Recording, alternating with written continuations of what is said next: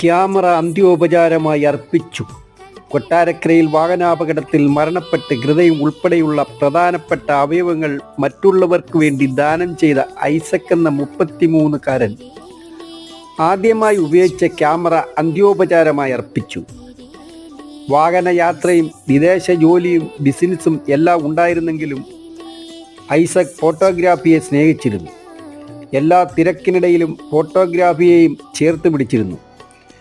Kundara Edavattom saint George Orthodox ചർച്ചിലെ സെമിത്തേരിയിൽ ഐസക്കും നിക്കോൺ FM10 ക്യാമറയും സുഖനിദ്രയിൽ. എന്നാൽ അവയവദാനത്തിലൂടെ ഐസക് മറ്റുള്ളവരിലൂടെ ജീവിക്കുന്നു.